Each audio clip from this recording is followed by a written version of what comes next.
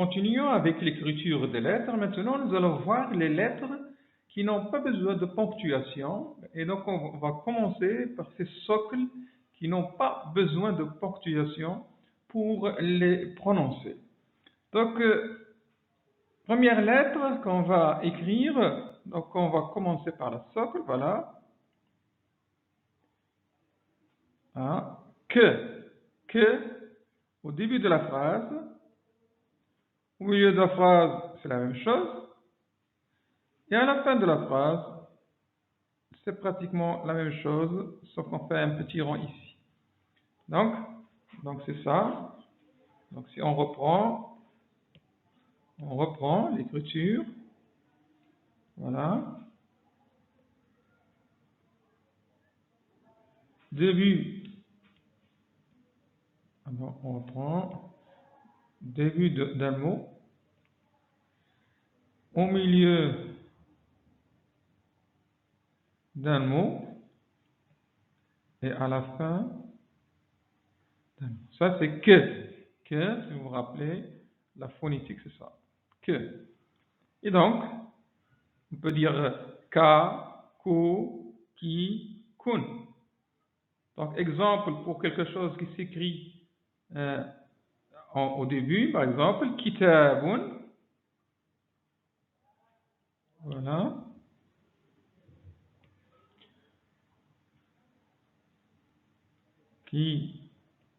Kitabun. Ki, voilà. C'est ta. Puis da, alif.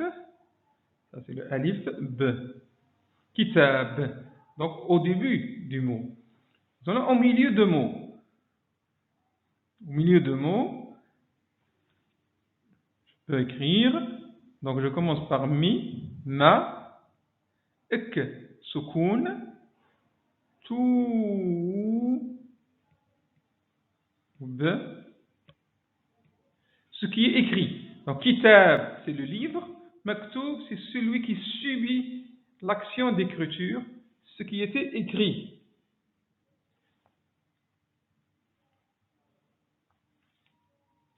Et enfin, à la fin, le cas à la fin,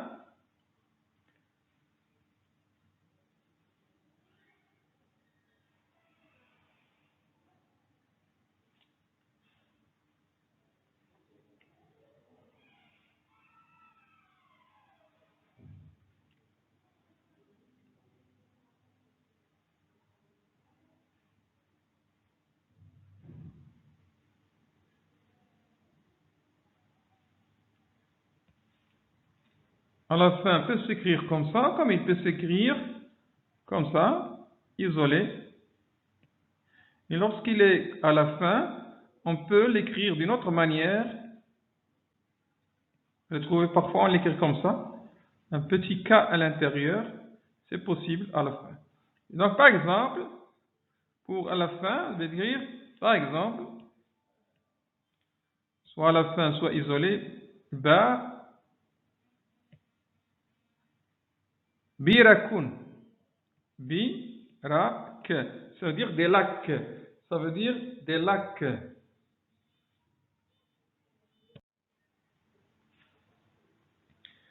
Donc, on a vu comment écrire K au début, au milieu et à la fin. Donc, kitab, livre. Maktoub, celui qui écrit, la chose qui est écrite. Donc, ce qui est écrit, on l'appelle maktoub. Donc, c'est l'équivalent d'un complément, si on veut dire, d'objet direct. Birak, c'est les lacs. C'est un pluriel d'un lac. Un lac s'appelle birkatoun et plusieurs lacs s'appellent birakun. Donc des petits lacs, ce pas des grands lacs. Petits lacs, on les appelle birakun. Donc ça, c'est la lettre K. Deuxième lettre qui nous intéresse, sans ponctuation, L. La lettre L. L. Donc L. Donc cette lettre L, voilà, on l'écrit au début. Au milieu, c'est comme ça.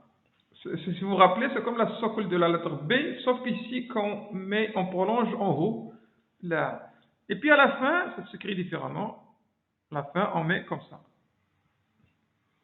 Donc tout ça, c'est la lettre L. La lettre L. Et donc, je vais enlever ça pour laisser de l'espace. Donc je vais reprendre ici le mot birek pour le garder chez vous. Donc birek. Donc la lettre L, voilà la lettre L. Et donc, voilà comment on l'écrit, il n'y a pas de ponctuation, il n'y a pas de point pour créer d'autres lettres, d'autres consonnes. Donc, là, ça veut dire, donc la lettre L, vous pouvez la trouver comme associée à la lettre alif pour définir un nom. Donc, par exemple, lorsqu'on fait, on ajoute ici alif et lam avant un nom, ça permet de définir le nom. Al-Kitab. Al-Kitab. Pour le premier A, donc on va mettre ici un hamza pour que vous puissiez la prononcer. A, L. Et donc ça s'appelle L lunaire. Ça permet de définir le nom. On va l'avoir par la suite. Donc ici c'est un nom indéfini. Ici c'est un nom indéfini. Ici c'est un nom défini. D'accord? Mais on ne l'utilise pas uniquement pour définir, bien sûr. C'est un nom, c'est une lettre, consonne qui est utilisée dans autre chose. Par exemple,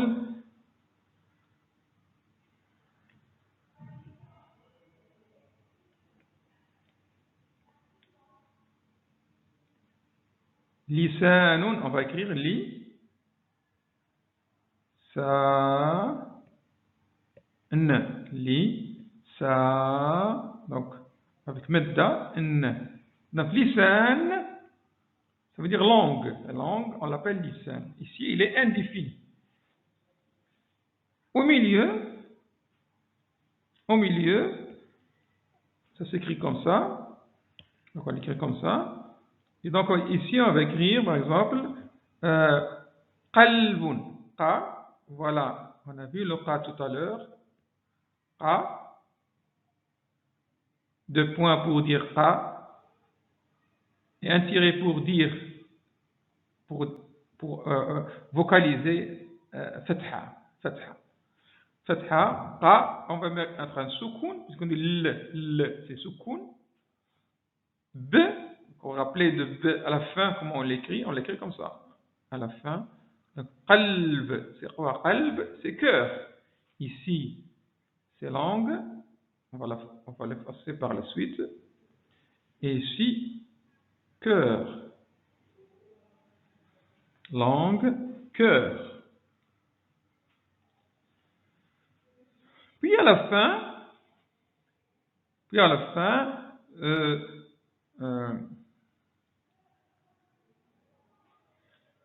on va utiliser un verbe plutôt. Donc ici, par exemple, na, qa. Vous vous rappelez la socle de qa, socle de na, un point en haut ici, 2 points en haut ici, na, fatha, qa, fatha, et on va dire la.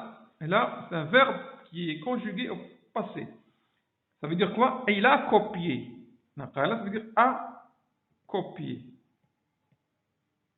A copié. Donc voilà notre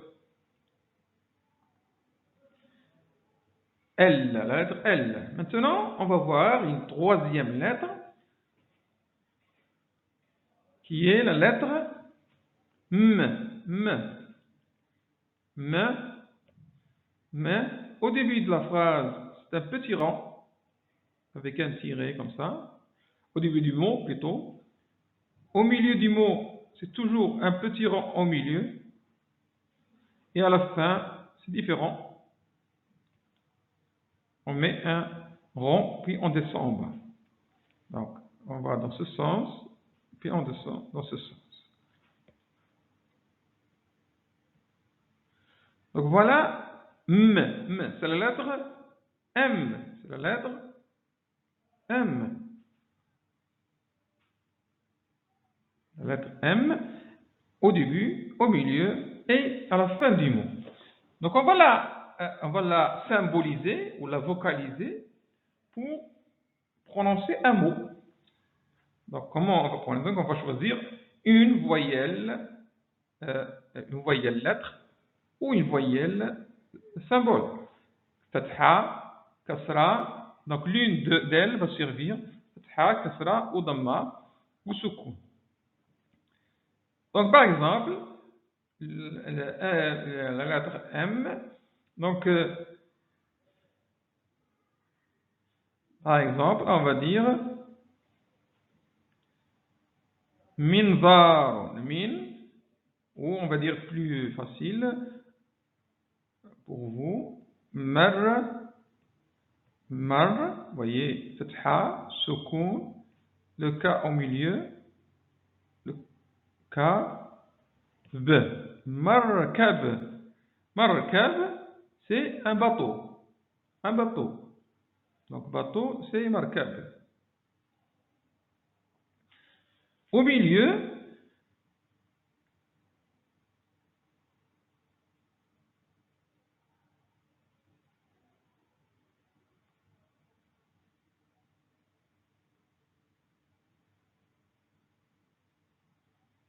par exemple ici, on va écrire na, mi, r. Namir, c'est le tigre ici. C'est le tigre. Tigre.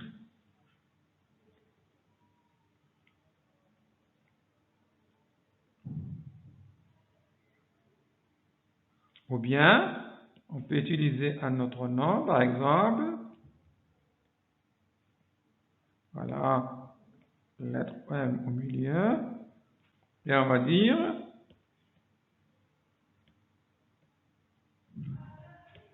tamar. Tam, sukun, tamar, date. Donc des dates, tamar. Et puis à la fin, à la fin, ilm. Vous vous rappelez de aïn. Donc kasra, sukun, kasra, sukun, ilm. Ilm veut dire science.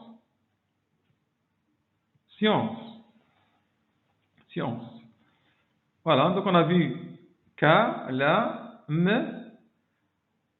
Nous allons voir une autre lettre, c'est la lettre Ha. Ha.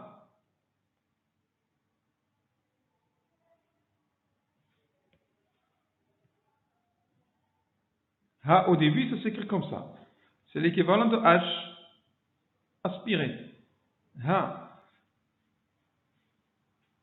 Au milieu, c'est toujours la même chose, on l'écrit comme ça. Mais à la fin, on va l'écrire comme ça. Regardez bien. Donc, son point, c'est Ha. Si vous mettez 2 points, ça sera ce qu'on appelle T marbuta. Donc, lorsqu'on s'arrête sur cette lettre-là, on la prononce comme celle-ci.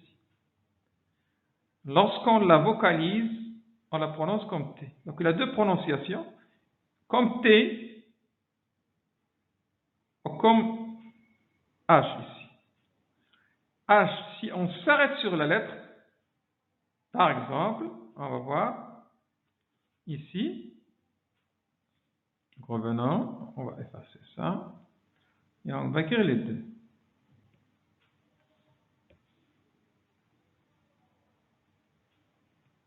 Revenons, si on dit haram, ha, donc fatha, ra, on a vu comment, à la fin comment on l'écrit. Haram, c'est pyramide. Haram veut dire pyramide. Pyramide. Haram.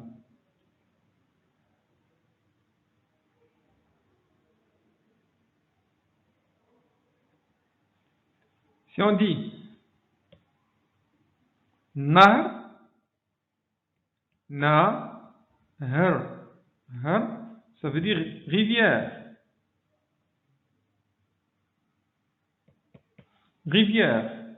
Na, Fatha, Soukoun, Soukoun, rivière. Et enfin, avec, comme j'ai dit, le Ha à la fin, Ha à la fin, soit qu'il s'écrit comme ça, s'il est lié à une lettre,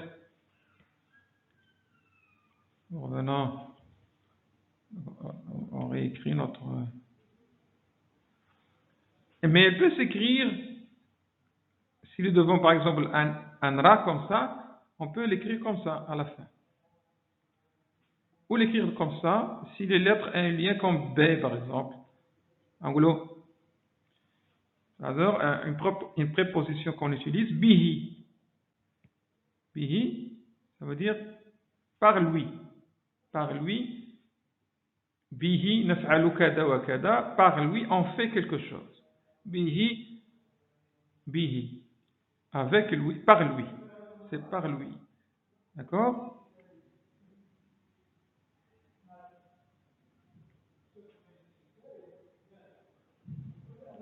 Quelque chose qui est faible, on va la dire wa, wahin, wa. Ou bien, je vais vous donner un nom plus utilisé. Donc, gardons le ha. Et on va écrire na, wa, nawa. C'est quoi nawa? Donc, on va enlever ça.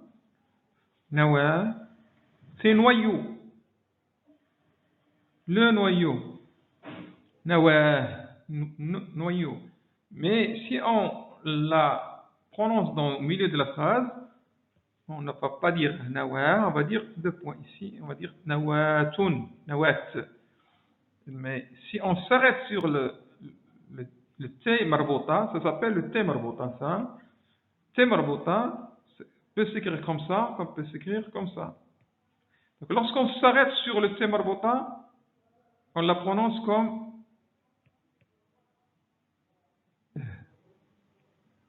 donc il devient égal à 1.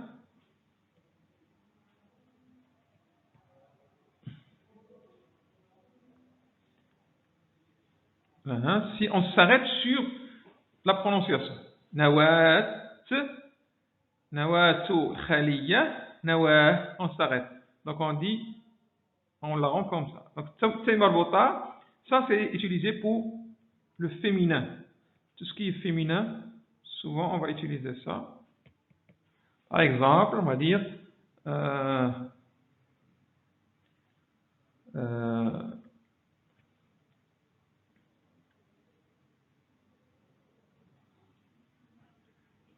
on a vu tout à l'heure Maktab, on va revenir à Katab. On veut dire par exemple Marid, voilà, on va écrire ça. Marid, Marid,